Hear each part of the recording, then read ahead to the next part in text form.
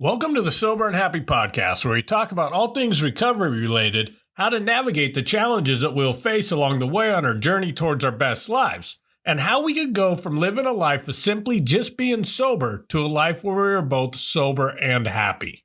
I know when I first got sober, it seemed like everything started falling into place. Things were turning around, I was feeling great and accomplishing so much in life. I definitely was riding what is often referred to as a pink cloud, which is that euphoria that you often feel early in sobriety. And I thought that is what sobriety was going to feel like forever. And then life happened and brought me crashing back down to reality. So many of the emotions I used alcohol for, like depression, anxiety, and loneliness, returned. And just like how I thought that amazing feeling of new sobriety was going to last forever, I started thinking that I was going to struggle forever. This is the point where a lot of people start feeling hopeless again and give up. But if you get through these periods, you will come out stronger and feeling even better on the other side. Today we will talk about how not only to navigate the ups and downs of recovery, but also how to come out of those low points stronger and in a better place on the other side of it. So buckle up, this is going to be a great episode.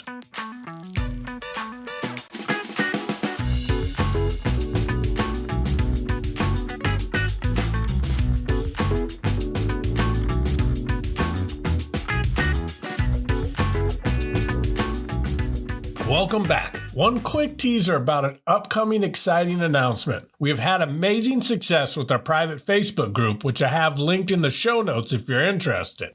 But many people have reached out and said they would like something off of social media where there are more resources available to support their recovery journey. I'm working on putting something together now and will be making an official announcement in the upcoming week. However, if that sounds like something you are also interested in and you want to be notified, email me at tim@soberandhappy.com and I will send you the details. You'll definitely want to get in with the founding members of the group, since I will also be including some swag bags for those founding members. Okay, now back to the episode. Before we dive in, let's take a moment to remind ourselves that recovery is a unique journey for each individual. There's no one-size-fits-all approach, and it's okay to face setbacks along the way. In fact, ups and downs are an important part of recovery, and they offer valuable opportunities for growth and self-discovery. I think it is important to remember this because most disappointments in life come from unfulfilled expectations. If we think back to the story I told in the intro, when sobriety was really good, I had an unrealistic expectation that everything was going to keep going my way and I would feel that amazing forever. So when I hit my first rough patch, I didn't see it coming and it hit me like a ton of bricks. I instantly fell into deep self-pity and thought life was unfair since I was doing everything right, and the hopelessness started to return, and I started to question whether it was worth it. This is a stage of recovery where I see the biggest group of people fall off. I know my mind started telling me things like, if I'm going to be this miserable, I might as well be drunk. Luckily, before I gave up, I emerged out of that darkness and saw that it was just a stage that I was going through. That is the thing. Recovery has many stages and some of them are more challenging than others. Also, life has seasons regardless if you're in recovery or not. Getting sober does not make us immune to the ups and downs in life. It just gives us opportunities to learn how to navigate through them and come out stronger on the other side. I find that understanding and accepting that fact has also made uncomfortable seasons less dramatic and shorter in duration. But it is something I have to constantly remind myself of when I'm feeling down, because I am still very prone to falling into the I'm going to feel this bad forever mode if I'm not careful. In fact, to remind myself that life is seasonal, I have a set of pictures above my bed. It is a picture of a forest, and each panel shows a forest during each season of the year. From the trees being green and full of leaves in the spring, all the way to them being bare and covered in snow in the winter. When I have a particularly bad day, it is an amazing reminder before I go to bed that even though I might be in winter right now, that means spring is coming next. I love the example of how the tree navigates a season and how that also applies to our personal seasons in life. In spring, the tree awakens from its dormant stage and new buds start to sprout. The season is filled with renewal and growth as the tree begins to blossom with fresh leaves and flowers. This is the season that we are in when we first get sober. Most of us came out of a long and harsh winter. This also is the season after we have worked through something particularly difficult in life. Spring symbolizes new beginnings, opportunities, and the start of positive changes. This season is the time to plant the seeds of our dreams, set goals, and nurture our aspirations. Just as a tree requires care and attention to thrive, we too must invest effort, dedication, and a positive mindset to make the most of this season in our lives. Then summer brings warmth, sunlight, and abundance to the tree. Its branches are full with lush green foliage, and it stands tall, strong, and beautiful. In our lives, summer represents a period of flourishing and success. It's when our efforts from spring bear fruit and we experience the joy of achievement and the rewards of our hard work. In recovery, this is usually the stage referred to as the pink cloud. Things are finally starting to turn around. Relationships that were damaged in our addiction are starting to be healed. We are creating new and healthy relationships, and we start putting things together like getting a job, getting our license back, signing a lease on our first sober apartment, and for many, even things as big as getting custody back of their children. This is when we really get to enjoy the fruits of our labor and enjoy the many opportunities that start coming our way.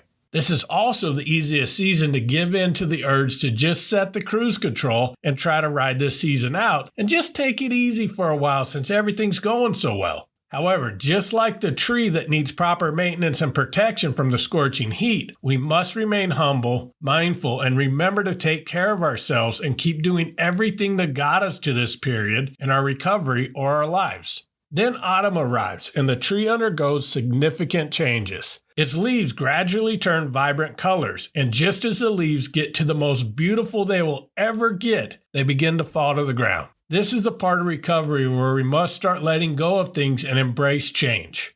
This is the part where things honestly don't feel fair. Just as everything got so beautiful, why do they seem to be falling apart? This is also the stage that many people start to panic. We desperately search the ground and try to pick up the fallen leaves because we struggle to accept that this is the natural cycle of life. The leaves could represent many things. It could be old beliefs that we've been carrying with us our whole lives. They also could be habits or behaviors that we know are not good for us, but we are still unwilling to give up. They may be resentments that we carry around because we're unwilling to forgive. It also may be toxic relationships that are holding us back from living our best lives, or even worse, that are pulling us back into our old ones. The ones that we know in our hearts we need to finally let go of, but we're still desperately clinging on to. However, just like the tree sheds its leaves, letting go of what no longer serves us allows us to make space for new opportunities and growth. Autumn reminds us that nothing lasts forever and that we could adapt to change rather than frantically trying to gather up the leaves on the ground.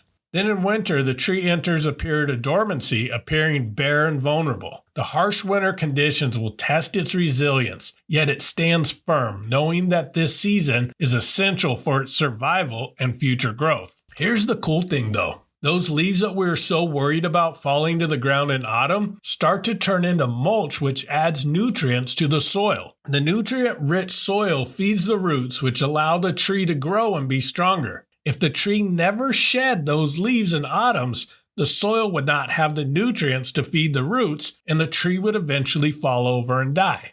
This is the part of recovery when we start to feel things. All of those emotions we spent years trying to avoid with drugs and alcohol start resurfacing. We start questioning whether it's worth it. We start desperately looking for anything to make us not feel the cold of winter. This is also the most pivotal point in our journeys, both in recovery and in life. The harsh cold of winter sucks, but there are good ways to warm up and there are bad ways. Burning the house down will provide us with plenty of heat, but in the end, we end up just standing in the cold with no shelter. On the flip side, a cozy small fire and a warm blanket could also provide us with heat. But it isn't as quick and it isn't as intense, and the fireplace requires that we constantly tend to it to keep it going. But in the end, we don't end up standing outside in the cold with no shelter. In our lives, winter represents times of introspection, solitude, and patience. It might be a challenging period where we face hardships and uncertainties. However, just like the tree drawing strength from its roots during winter, we too could tap into our inner reserves, seek support from loved ones, and embrace the lessons that come with adversity. Winter is a time to reflect on our experiences, learn from them, and prepare for the new beginnings that spring will bring. We will have many winters in our recovery journeys and lives. Some will come on gradually, and some will come quickly with no warning. My experience, though, is just like the tree gets stronger from this season, so have I from each of the winters that I have experienced. The first big one was my father dying when I was 11 months sober. It was one of the hardest experiences in my life, and I was 600 miles from the comfort of my home and my support group. But as difficult as that was, I came home from that experience as a new man only because I faced all of that sober. Up to that point, I had a list of things that I thought when they happened that I knew there was a good chance that I would drink and people would understand. Having walked through that first thing on that list sober, I knew I could face anything. But that experience also stirred up a lot of feelings I'd been stuffing down with alcohol and drugs. That brought on a longer period of winter. My dad wasn't around when I was a kid because his own addictions landed him in prison.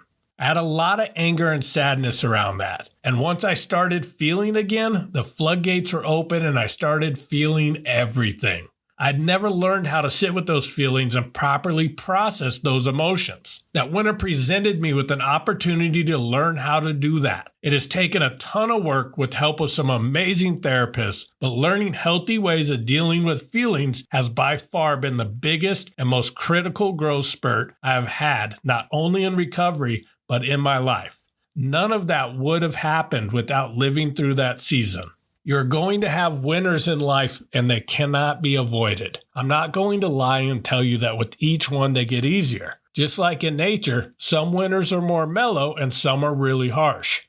However, in my experience with each one you walk through, you get a better understanding that they are opportunities to grow, that they will not last forever, and that the good part about winter is spring is right around the corner. And the life lesson I've gotten from the many seasons I've lived through in my recovery journey is to be like a tree. Just as a tree gracefully transitions through each season, we too can navigate the different seasons in our lives with grace, adaptability, and resilience. Remember that every phrase holds its unique lessons and beauty. Embrace change, learn patience, and trust in the cycle of life as you continue to grow and evolve, much like the steadfast and enduring tree.